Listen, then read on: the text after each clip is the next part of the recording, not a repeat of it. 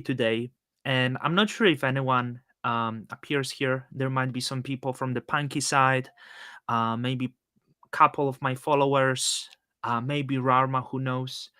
But I wanted to talk to Punky, not necessarily only about crypto. Uh, like my channel is crypto, but I got interest in Punky because I've been seeing he runs the guided meditations on Twitter. He's been in my DMs, been very wise and encouraging, and I even had a look into the subtrack of Pankey, which is not very much crypto focused, but more focused on um I don't know how to say that. How would you say that? What's your I mean, I think at the end of the day, Don, like a big part for me, I was a high school teacher for nearly 20 years. So I'm just used to trying to encourage others, be a supporter of others. I just know how much, like, for instance, in the case of the meditation, how much it's had a beneficial impact on my life. So I want to share that with others because I feel it's such an incredible and easy, free way to kind of take care of your mental health and, just be more present when you're with others and everything else. So, it's kind of evolved. I mean, obviously, I work full time in Web3 with a company called Lucky Friday. We're an infrastructure provider. We, much like you, and we started off in Polkadot. We do now several chains in Cosmos. We run a lot of ETH nodes and everything else too. But I just feel like X has become this space for people to connect with each other, and it's just I enjoy just trying to reach out, meet new people, learn from all sorts of people. Like I gotta say this too. Like one of the very first streams I ever watched, and this is kind of when I was like, who is this Don Kryptonium guy? Was with you and Joe. And it was very early in when I was starting to investigate Cosmos. This is probably like January of this year, maybe February. And you and Cosmos Joe were like rating the validators. And I watched for like the first 45 minutes. And the whole time I'm like, are they serious? Or are they joking? Like, what's going on here? And so I really like I immediately followed you on X after that. And yeah, it's been enjoyable. Just I immediately like that one video, I still post it occasionally in like the Cosmos Coffee House, like, hey Don, what time is it? It's so time to you are give. are you the Cosmos Coffee House? I'm in the Cosmos. I'm not. That's Mr. Nowhere, and I think Peter is the other guy who are like the co-founders. But that's probably the my favorite sort of social chat that like almost everybody from Cosmos is in there. It's a lot of talk on NFTs, of course, but it's just a fun place to be. Because yeah, I'm not active in any of those chats because I'm easily getting lost. So I interact with a lot of people, but quite often I don't know who is who. Like I don't have this ability of recognizing people. So I had the same, like I was in Milady community, and like in Milady discords, for example, people change the names quite often. So Oh, I'm like 6 months in, and people keep having new names, but I'm engaging with the same people. But I would be easily getting lost on who is who. I'm not necessarily the infrastructure provider, so I have the partner who run the nodes, right? So I have okay. couple nodes in Cosmos. I'm not technical person. I'm just I was enjoying making videos, right? So I was enjoying like commenting on crypto. Initially I started commenting on crypto influencers because I didn't really like them that much, and I thought this space is so ridiculous, it's funny. Like I could name the few, like I started 2021, made a lot of videos on like people like Lark Davies, Beatboy, Journey Crypto, because I thought their content is quite ridiculous. um I felt it's quite dishonest, but it's in funny way. um you know but I learned about you quite recently. You come from Polkadot ecosystem initially. Yeah, so we, as I was saying, Lucky Friday is the name of the company, and our CTO actually he wrote the wiki for like best practices on validation. He used to sit on the Kusama Council. His name's Paradox. And so we started off, we're just fans of interoperability. At the end of the day, we know that the future is going to connect all these different blockchains or drop chains. Shout out Bendy, because I know he's watching. And so we just wanted to move into Cosmos next for just because of interoperability. We kind of think that this is where it's all going. We run RPC endpoints, you name it. We just actually recently acquired another company And so now we're starting to get into this decentralized storage game. You know, we took over like a bigger Filecoin operation. Um, so that's sort of the primary bread and butter at Lucky Friday. That's what we do to generate revenues. But like Teddy Dow, the hat I have on is a 100% for charity project. So that's like an NFT that gets minted once a day. And this is, we wanted to do something where we are going to give back and foster social good.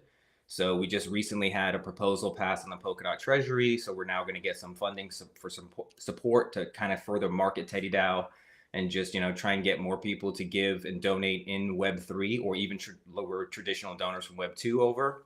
So we're doing a lot of different things, but Lucky Friday is focused exclusively on Web3 and primarily as an infrastructure provider, but then wanting to just do as much as we can, both in the Polkadot ecosystem and beyond. Like we already have some Cosmos holders, for instance, who own Teddies that are part of Teddy DAO. We Do run ETH. Oh, go ahead. Yeah, sorry. Do you have Cosmos node, Cosmos Hub? We're not in the hub, unfortunately. No, not yet. So we started because when we got into Cosmos, we just started by effectively buying our way into some of the smaller chains. Mhm. So at first, before Stride became ICS, we were running Stride, Canto, Quicksilver. Persistence One, I think, was our first node. That one we already had live before I Right. came on. So mostly smaller chains. I mean, we aspire to be on the hub someday, but we're not there yet. So I assume they are not very profitable, Oh, for right? the smaller chains? Yeah.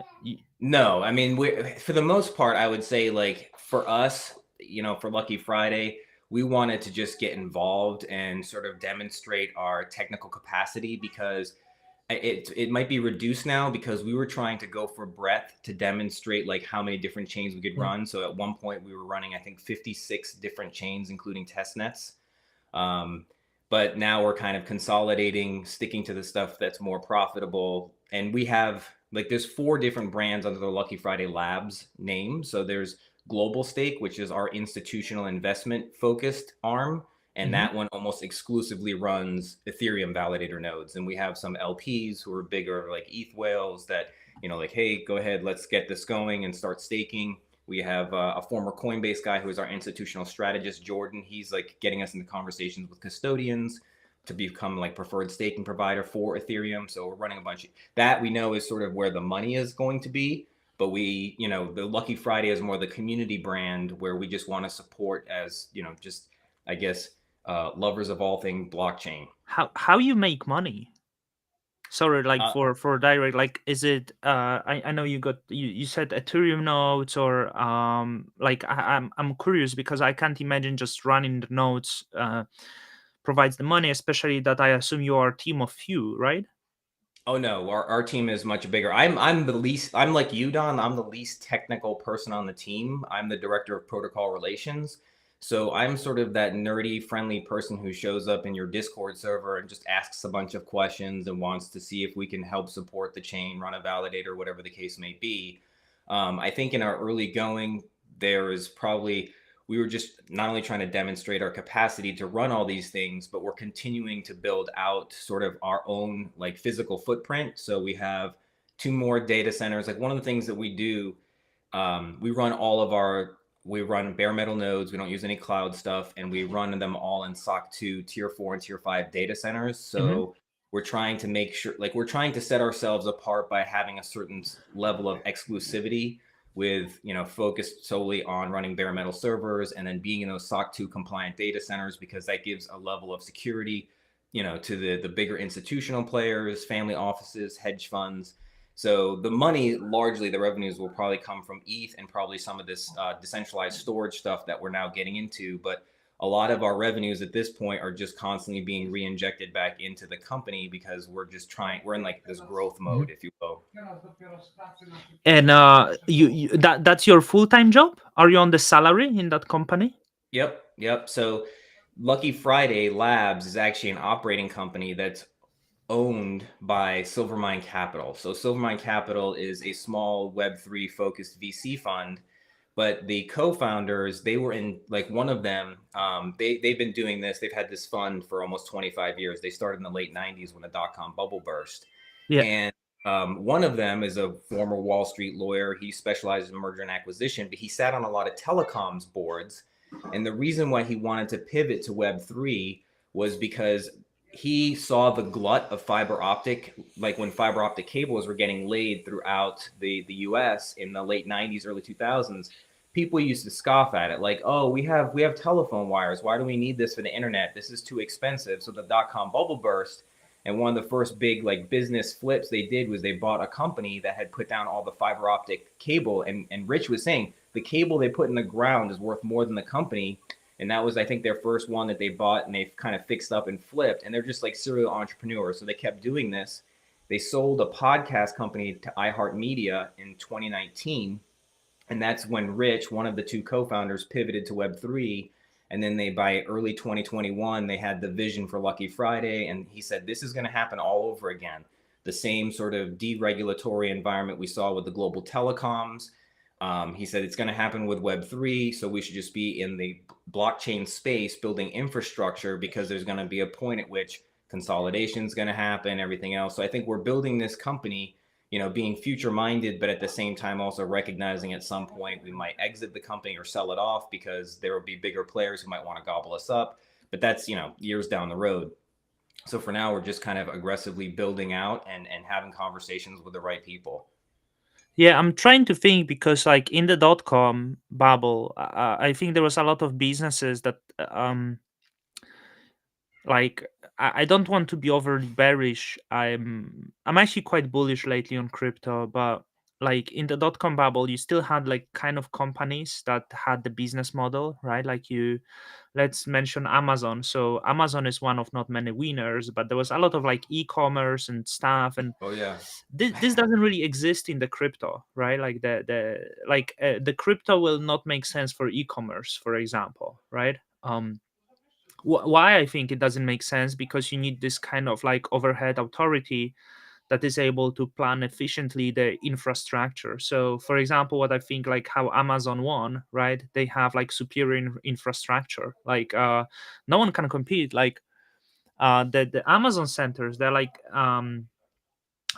you in the, okay, you do miles, there's 35 miles away from me, there is Amazon center, large Amazon center here, right? Like, so it shows you how far the net of Amazon reached. So if I order Amazon, like I'm not sure, maybe they pack it somewhere in California, wherever in US you have Amazon centers, they send to this center, and I'm getting this, and it's a very efficient system. And a lot of Chinese companies or other companies didn't build that infrastructure, right? But in the Web3, you cannot build something like that, because it's like you will not be able to build the actual registered business where you can track exactly and efficiently manage your workforce. So I wonder what is the, like in the Web3, what what's the most interesting thing that like Web3 or crypto, maybe sometimes like confused, like word in Web3 is try to avoid it maybe, but like, yeah, like, so what's in crypto blockchain space that could disrupt, I guess, I mean, disrupt. I think at the end of the day, like I'm a big believer in, the whole real world asset narrative, for instance, right? Like tokenization, I think is going to be something that's going to happen, right? It's just more efficient to use blockchain to move, like I can see a future in which all, even securities, regular equities and so on and so forth, are all tokenized, and then you're using blockchain rails, and some of these may be private too, right? We might In, have banks and everything else using to transport funds, but using a private closed blockchain network. We've had conversations with some companies, for instance, that I can't name because of NDAs and stuff like that, Mhm. who are working on these kinds of things. And they were having conversations with us because of us being in SOC 2 data centers and so on and so forth, and having that ultra high security around our servers. So I see that there is going to be, I think anyhow, a future in which a lot of the plumbing for, our everyday financial lives will use blockchain technology. But whether or not we realize it is probably a whole other conversation, because I got to imagine by 2030 it'll be a lot more commonplace. But I also imagine that most people will have no idea they're even using blockchain, just like HTTP kind of and TCP took over sort of Web 2. There might be a future in which blockchain becomes sort of the security layer for all of the newer version of the internet moving forward, or at least that's sort of, I guess, the original dream in some sense. When you say real world assets, okay, what do you mean? Like, I want to know which assets specifically. Like, is it So, real like, estate? Is it the equities? I mean, it could be any number of things. Like, for real estate, I do know somebody here who's in the Tampa area who started a company, although he's running his on Polygon, where he is using he does exclusively do real estate. I can't invest in it because we've had the conversation. He's like, you're in the U.S. I can't like let you invest in this, and he does a thing where So right he's now. he's in Tampa, Yes, he has a place in Tampa, but he like his business is based out of India. right? So, and I think this explains the Polygon connection because I know Polygon's very big in India. And so he was basically doing where they're doing rental properties like Airbnb, and they're doing revenue share from owning one of these. Like you can own an NFT, for instance, for a specific property, and then that is going to pay Yeah, out like a passive income stream. yeah. So Mhm. that's just one example. Yeah, it's good one because I was actually chatting with a friend today, and do you know, like, there is only one country essentially that it could work, I imagine, and ironically, it's United States. Um, because so I've been looking. I don't know any property, but we we like shitting at United States, but when you look at the property, US market is actually the healthiest and the best property market in the entire world. Like, people don't realize that in the Midwest, the property prices are usually well below those in European countries, even in poorer countries, with higher rental yields, which shows you like the. And the other thing about US, that US is one of not many, I'm not aware which other countries have these policies, where foreigner, which I mean non-US citizen, can legally purchase the property and have full ownership rights. For many foreigners, so like I'm Polish originally. I can purchase the property anywhere in European Union. I don't think for you would be you could do it via LLC or something, but there is restrictions.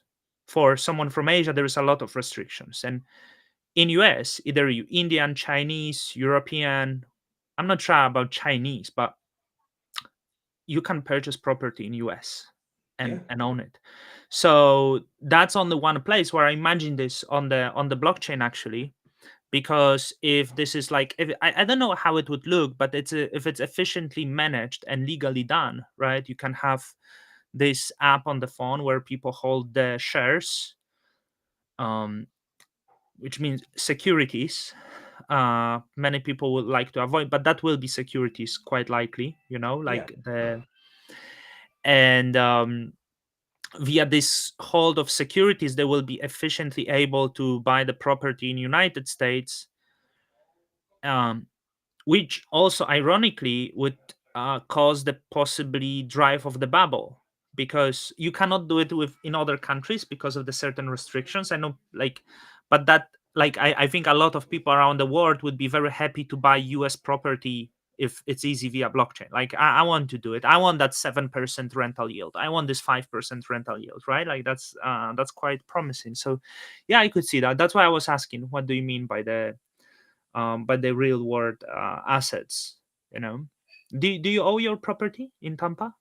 Yes, yeah, we have. I mean, we have a modest townhouse. But yes, that's where we live, my wife and I. And a neighbor, to your point, one of our neighbors, she actually came from the Caribbean, and she bought her place sight unseen. She just had like a real estate, agent and a lawyer. They did all the paperwork, and she literally just bought the townhouse, just a few units down from me, without even like being here in the U.S. And then she showed up and she took the property, she took ownership, and she got the key after the fact. So it is possible to do what you're saying in terms of just Yeah, buying property. I was checking today. So I'm in Poland. I'm right now, right, visiting my hometown. Quite a shithole. Not too bad. It's okay, but quite a shithole. 100,000 people. Um, around Illinois, like some of the prices were below what I could get in my hometown, right? Just like Really? and Sorry, I just saw Joe's comment. yeah. Nothing, Joe. It was my pleasure. I'm honored. And I wanted to talk about Phunky, like mainly because of all the meditation stuff, right? Like, but somehow we drown into. So yeah, I'm thinking maybe one day I will be able to buy the property in US. You know, the only place where you can really like easily own them. Like, and I keep hearing how the billionaires keep buying out the land in US, but the land Oh, in US is still cheap. Like, of course, exclude the New York, exclude the San Francisco, exclude probably like Austin, you know, Miami and stuff like that. But yeah, I think IBC gang, I see him buying in like the Nashville, Tennessee. I have these obsessions. Like I will really go and check the state taxes, you know, um Tennessee is salary a good taxes, so option. I know the like IBC gang buying in the Tennessee, like Mm. in the Nashville, you know, sales tax zero.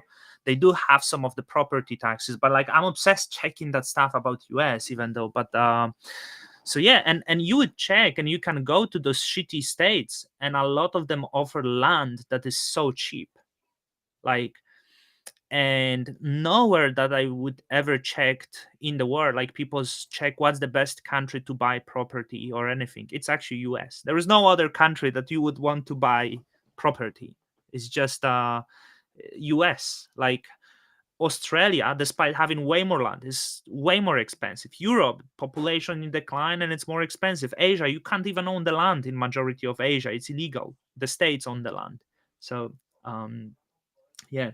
Um leave the crypto for a moment. Like Sure. what pushed you into the doing meditation? Like was it where you um like how I imagine people go into meditation, they cannot find the ease of mind, right? They go and they feel like I don't feel right. And like what was your story? Like I'm not sure if you just do the meditation, maybe something more like, but yeah, just can share.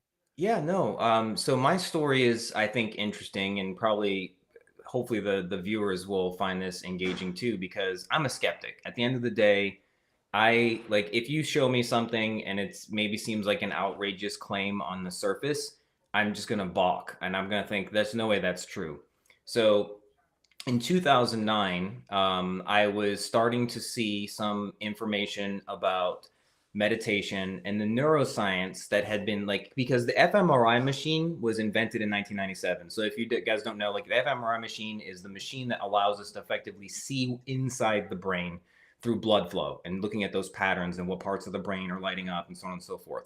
This is a radical breakthrough in neuroscience.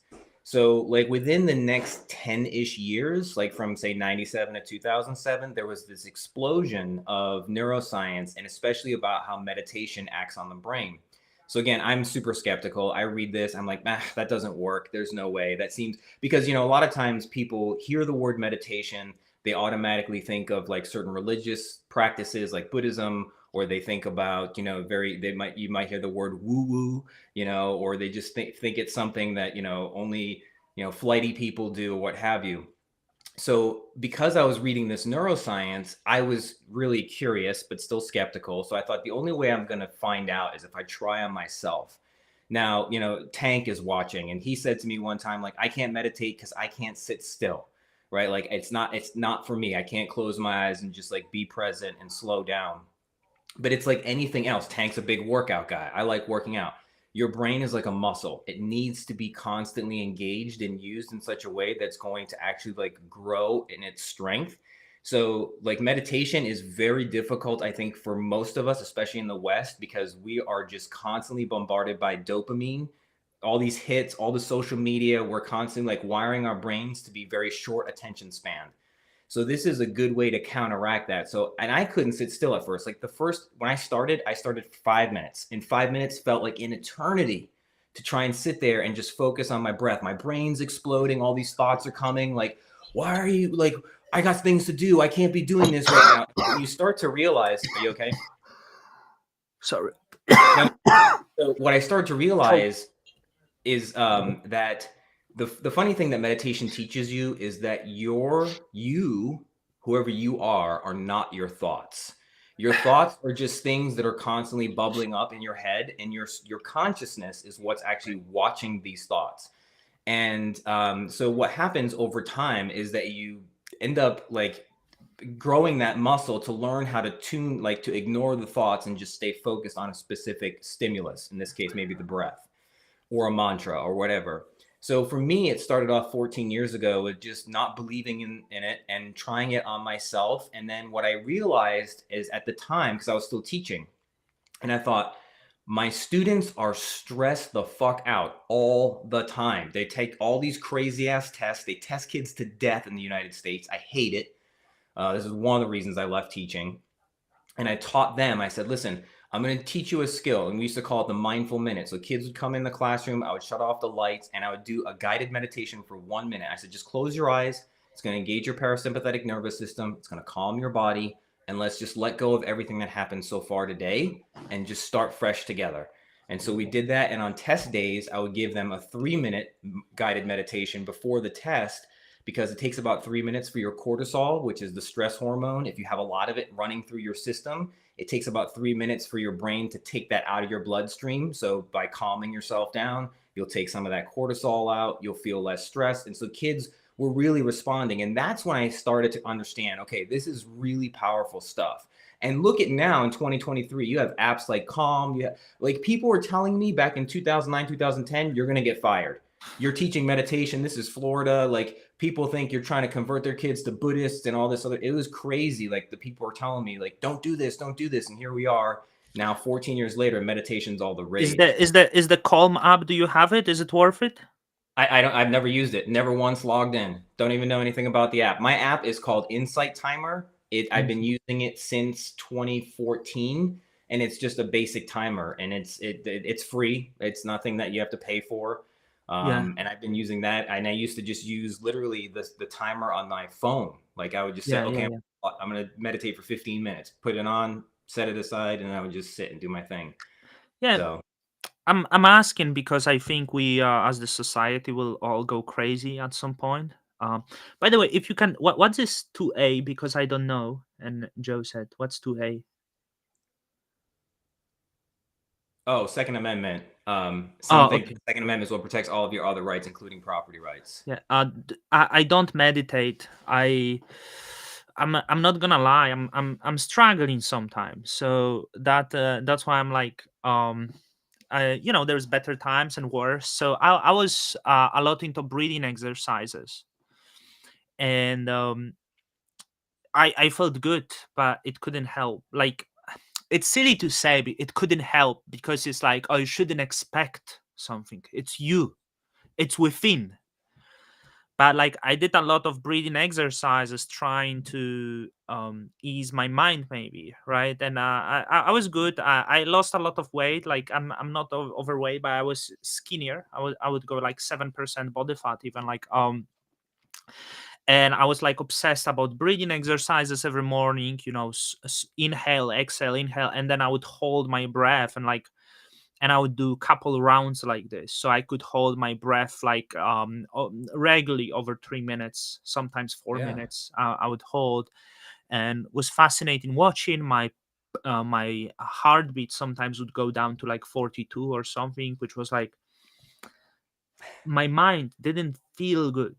I still continued feeling anxious or scared, right? Which is kind of the feeling I'm often having, and so I don't do that anymore. But this is like sometimes when I think of meditation, what if I try, right? What if I try and I'm not gonna feel better, right? Like, but I think I do not have control over my mind. So I think my mind take control of me. Like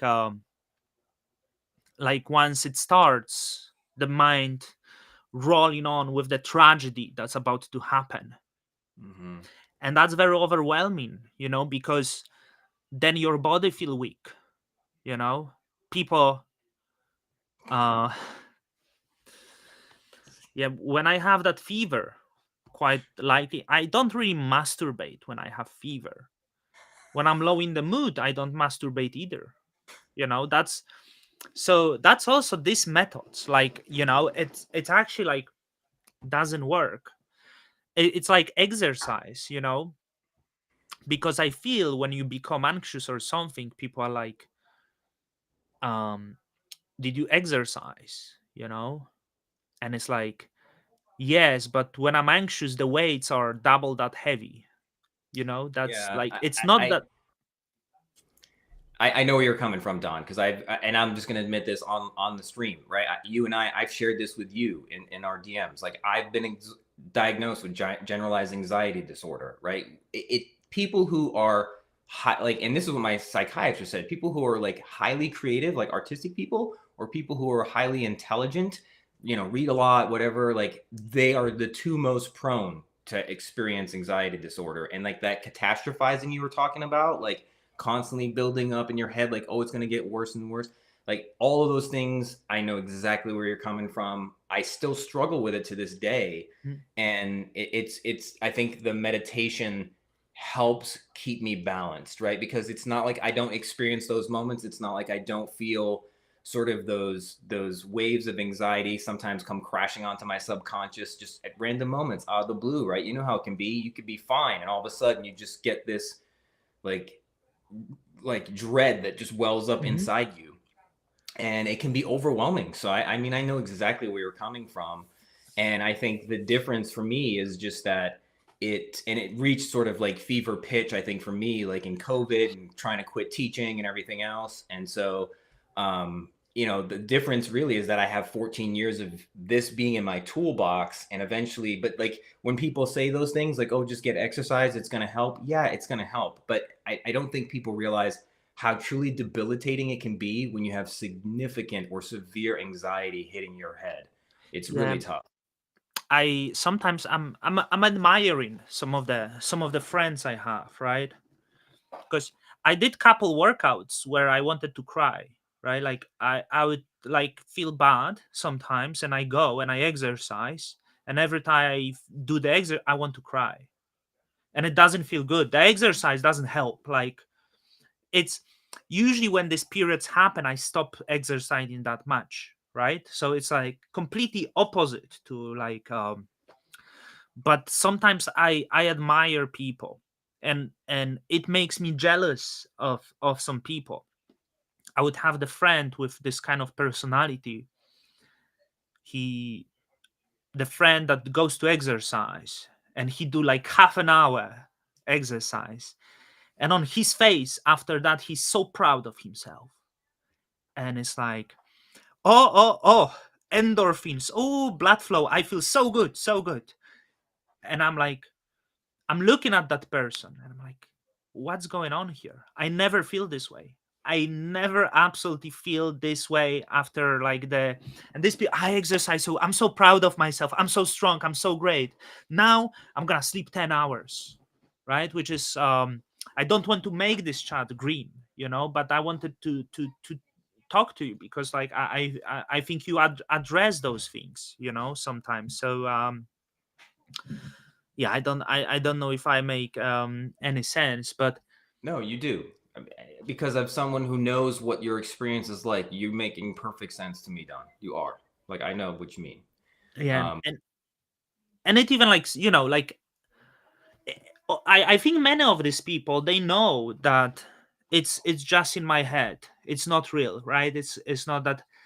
But the fight in this is very difficult, like, and you usually constantly letting the wind the mind, right? Like yeah, like you even have this in your blog post, it's all in your head, right? But it doesn't um that doesn't make it real. um so yeah, when were you, like, you said you were diagnosed with generalized anxiety? When was it? Were you already meditating? yeah, yeah. Probably like 2017, because I had never gone to see a professional before. And I don't remember, like, oh, I know what brought it on. I had, probably looking back on it, what amounted to my first panic attack.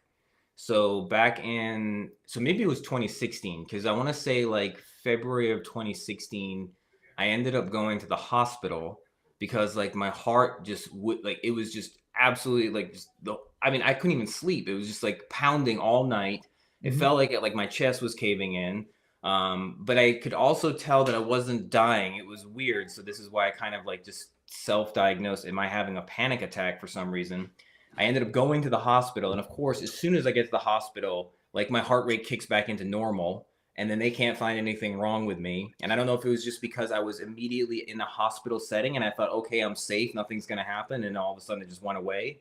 Um, so it was around that time I did some cardiology tests and they were like, no, your heart's fine. And so, I think working my way through that process about 6, 7 years ago led to me seeing somebody to find out like, okay, maybe there's some kind of root cause that's not physical. And that's when they said, well, it's probably you have anxiety. And this, then if it gets to a certain point, it can trigger a panic attack, and that's probably what you experience. And yeah, so I mean, this was even like in my meditating life when this first happened. And again, the one thing I notice when I do have my most significant bouts of dealing with this, it's with big change. So Hmm. you may notice this too. Like if there's when it's big changes happening in your life, that maybe is when it's getting worse for you, because that was certainly the case for me. Like I felt tremendous imposter syndrome when I started at Lucky Friday, because here I am, a former high school teacher of 20 years. I mean, I'm a nerd, right? And I know a good bit about blockchain, but I'm not technical.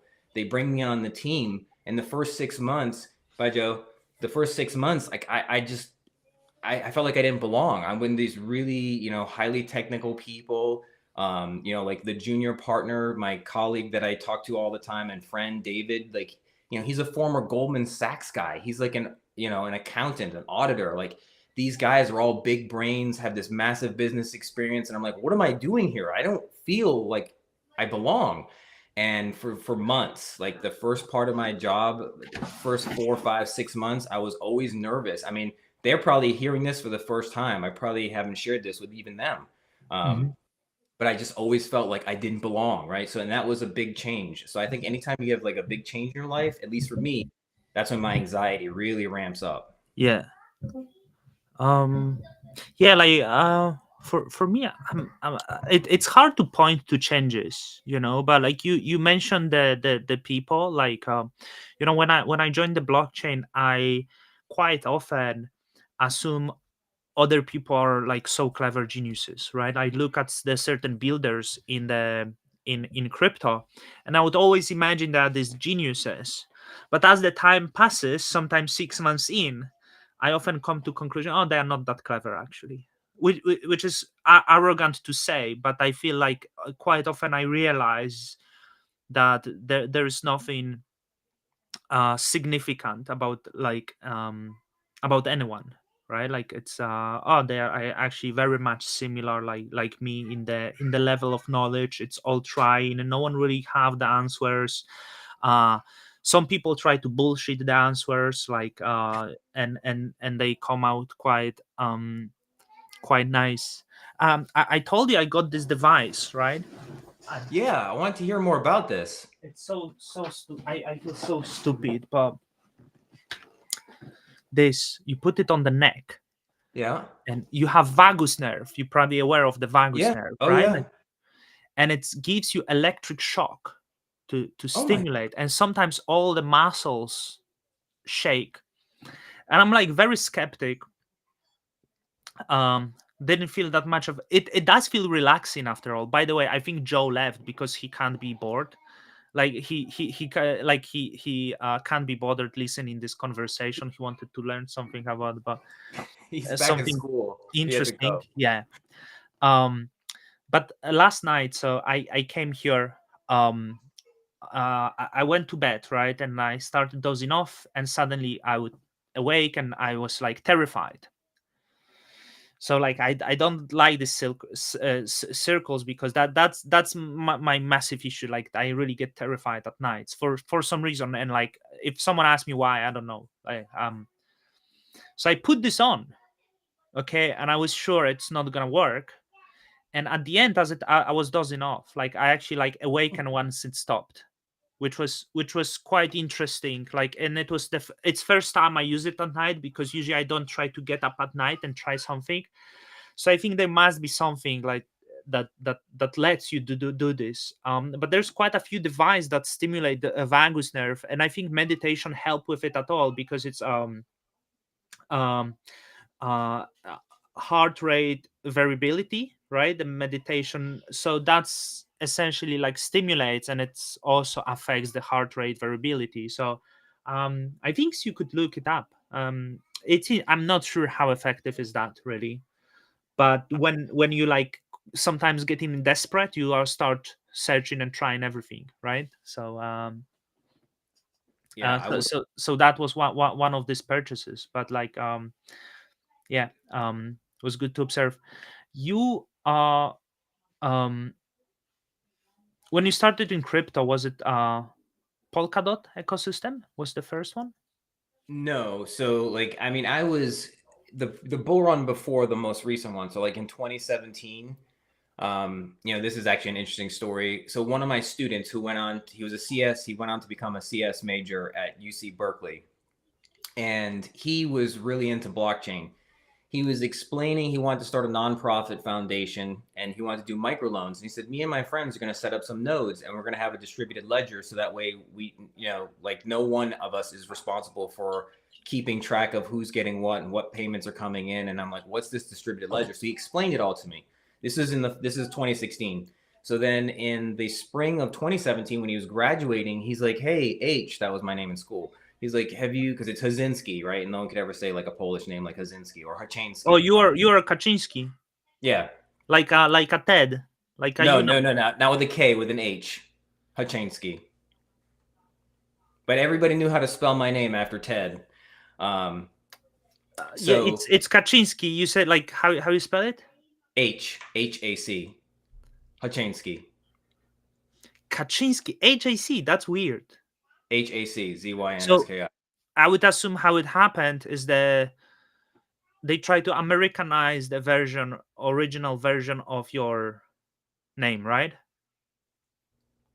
Because the original is like Kaczynski. It's a CZ, right? Yeah, no, I mean that's what it's Haczzyny. That's like my last name. Oh, it's H. Haczynski. Hachinsky. Oh, Haczynski. I thought it's Kaczynski. Okay. No, no, that's the Ha- Unabomber, Kaczynski. Haczynski. Okay. Yeah, yeah, yeah. Yeah, so oh, now I lost my train of thought. Dang it. Me too. I don't remember what you were talking about. A really bad brain. Oh yeah, so my student, so he tells me, he runs up to me and he says Bitcoin, and I was like, "What are you telling me about Bitcoin for?" And he's like, "That's the original blockchain. That's the original distributed ledger." So in 2017, I bought some Bitcoin and Ethereum, and then I just didn't do anything with it. Like I just thought, "Oh, it's going, it's going to make me rich." And then of course it crashed, and so I stopped paying attention. And then oddly, I would occasionally buy some ETH and Bitcoin in like 2019. And then in 2020, when COVID happened, I got super serious about it. I was like, okay, the halving's coming. Like we should probably invest seriously. And I stumbled onto Polkadot in the summer of 2020 because I had been, reading about Gavin Wood, and he was the CTO of Ethereum. He knew Ethereum couldn't scale, so he wanted to design this other system. So I started investigating and investing in Polkadot. And then in 2020, like that second half of the year, I also invested in a lot of, like, I invested in Cosmos, anything that was like interoperability, quant. I was just really in love with this whole idea of interoperability. So that's kind of how I got involved. And then I joined Twitter in January of 21 when I wanted to become a Polkadot ambassador. And I started interacting with all these people. And that's how I really got sucked into the ecosystem, and that's how I made all these relationships and everything else. And you see it in Cosmos too, right, where your feed starts to become very curated for the ecosystem that you're in. Like mine is almost all Polkadot and Cosmos, like that's what's on there. Yeah, and NFTs, I guess. So but that's kind of eventually what led me to this point here. Yeah, I learned a lot of. I joined October 2020, but I wasn't very good at Twitter initially. So yeah, once you keep doing, your feed is changing, which is interesting because it's like you attracting the certain like interest, so you hack the kind of algorithm. Then when I kind of like become milady, over time my feed is like become fully milady, and which you easily transform to X. I still call it Twitter because I like Twitter name. um I'm starting considering this application to be dangerous. I think you quite I love Twitter or X. Like it. It's like the social media that I enjoyed the most, probably. But I see some weird stuff about this app sometimes. It doesn't it breed very unnatural relations with humans. Like Um, I saw many people losing it over Twitter, but it's, I mean, I just like maybe it's because of my age, I guess. I don't know. Like I because of being 48, like I you're grew up with 48. yeah. Wow, you look excellent. Oh, thank you. Well, Yeah. I mean I grew up with the internet, right? So like any social media platform I just see as a means to an end, not an end in itself, right? Like students that I would teach, like they just want to be on social media all the time, all day long. And I think you're right in the sense that it warps human relationships, especially when you start thinking about like body image issues, especially for girls. You know, they're seeing Instagram or whatever, and then they're self-harming and everything else. Like, yeah, there's definitely some challenges, right? But I think, whether it's Twitter or X, whatever you want to call it, like at the end of the day, I think it's a great tool to, it's and like anything else. What you put into it is what you're going to get out of it. Like I Hmm. genuinely try to engage with people on the platform because I want to get to know them. I find them interesting. Like as soon as I saw that first video with you and Joe, I immediately followed you. I'm like, I don't know who this Don Kryptonium guy is, but he's crazy and I love him and I followed, and then like your videos, man, I could tell you like so many things because I was just like one of your followers, right? And trying to interact with you. The one where you talked about buying the horse farm, like I was dying laughing, like where you're just like I think you're really quite good at X, as much as you don't like it. And so I just really want, and that's why I want to leverage the platform to do something good, whether it's offering meditation, whether it's offering just some words of encouragement.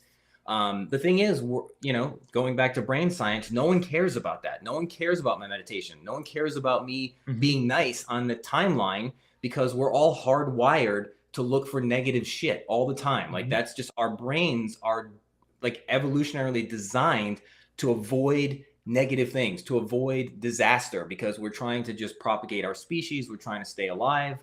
And so we're just like moths to the flame when it comes to the negative stuff. Like I will say this about Cosmos because now I'm in like both feet in both ecosystems. There is like way more drama in Cosmos than I think there is in Polkadot, and that's just because I see both sides of it, and I think it's just the nature, to your point, of like the platform, right? It's gonna draw out sometimes the worst of people Hmm.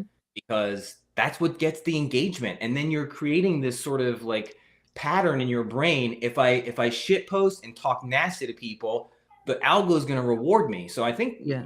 now you got me convinced. Like maybe it is not good for humanity. Like when you think about it, Yeah. because it's so pernicious. Like what they're trying to do to our brains. Yeah, so I would say I was pretty good at that stuff, the negative and like shit posting. Like if I was like good, You I are could good. tweet 30 tweets a day. Like now I do 2 tweets a day. I've like probably I will start when I feel again like, oh, I want to tweet. Um, but that's like something about the wire in the brain, right? Like it's a little bit like so when you have a pet like a dog, you give him a water, right? If you start giving him a grape juice every day, he will not drink water anymore. He will Mm-hmm. want the grape juice every single day, right? Yep. Can um and I think this kind of like what um Ted Kaczynski spoke about this.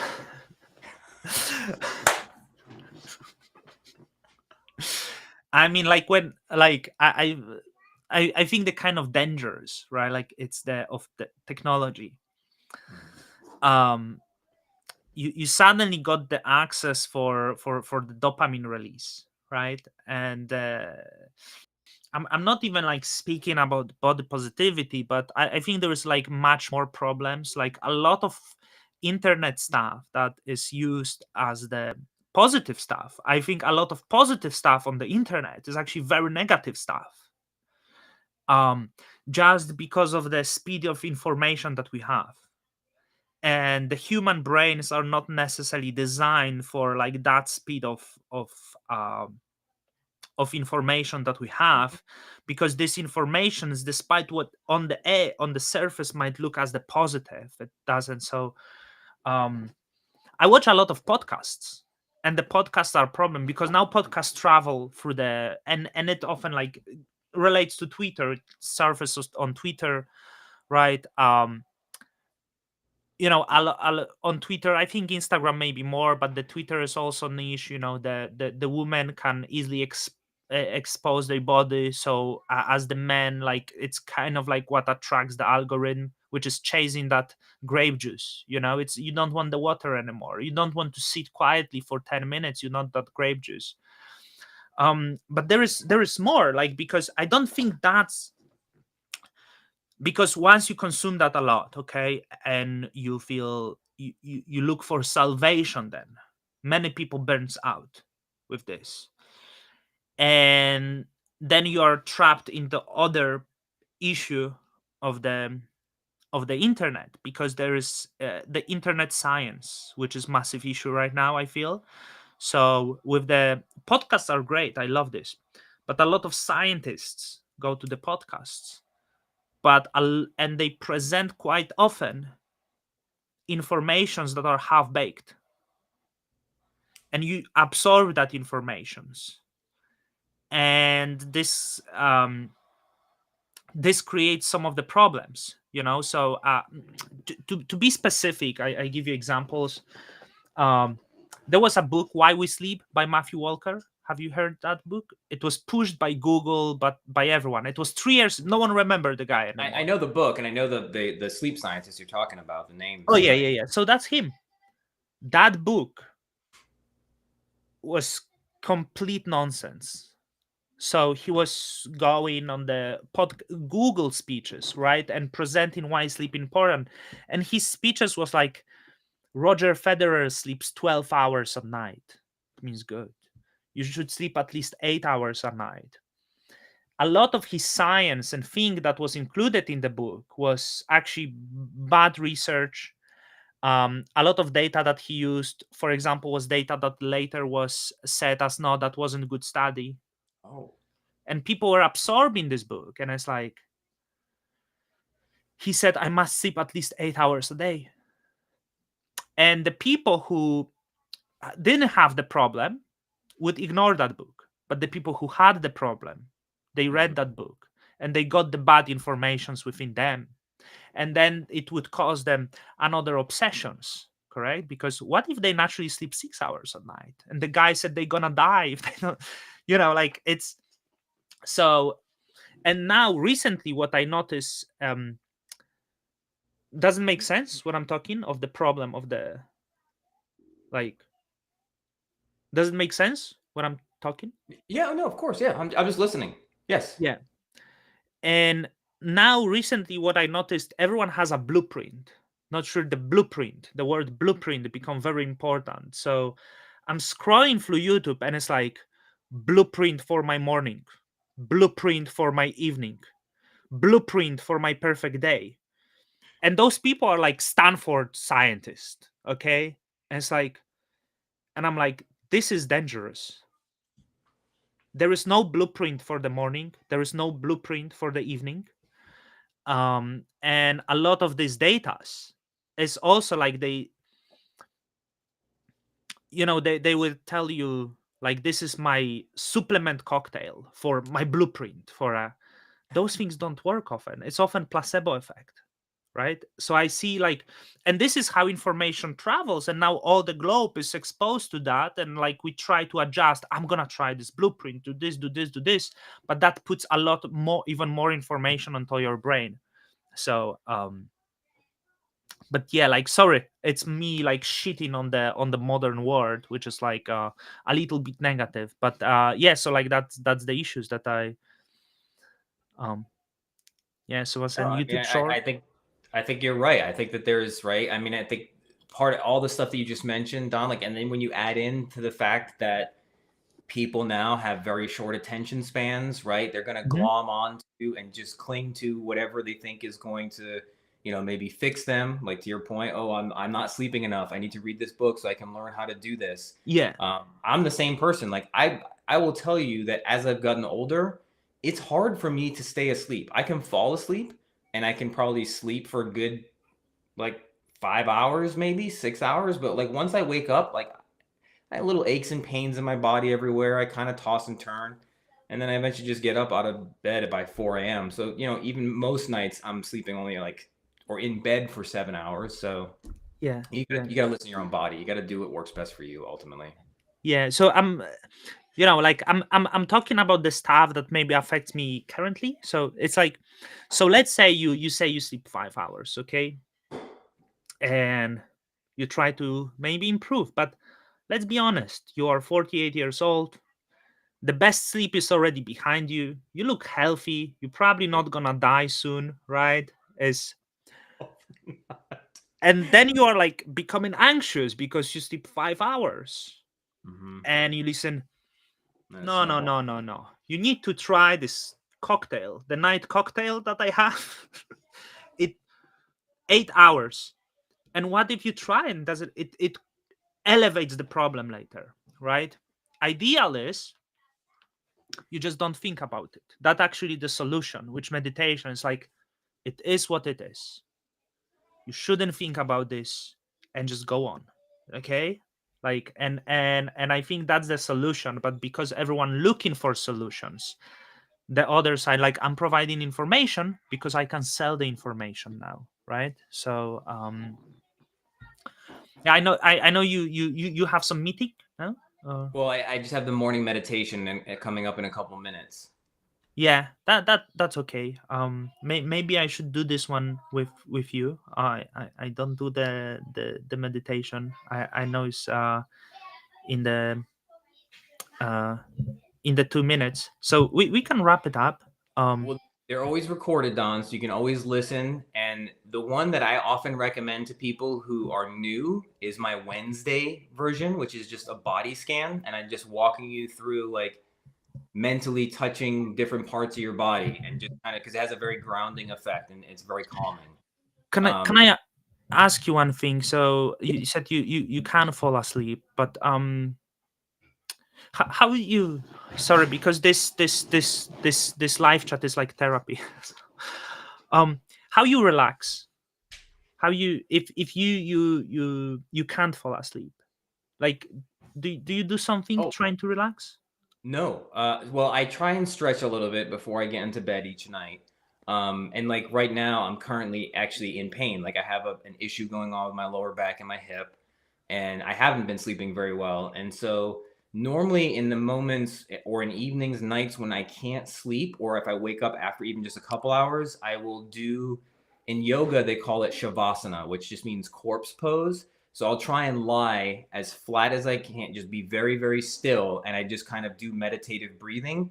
And even if I don't fall asleep, here's another scientist who's very big on YouTube now, like Dale Huberman, for instance, from Stanford. And Huberman he calls it non-sleep deep rest, where you're basically shutting your brain down, not where you're fully asleep, but you're kind of in a position where you're as relaxed as you can be and it's still somewhat restorative. So that's like my go-to tactic if I can't sleep. Oh, okay.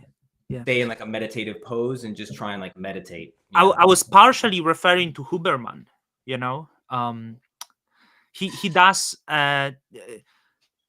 put a lot of data that's actually like very half baked, and he's great. I'm watching him, right? But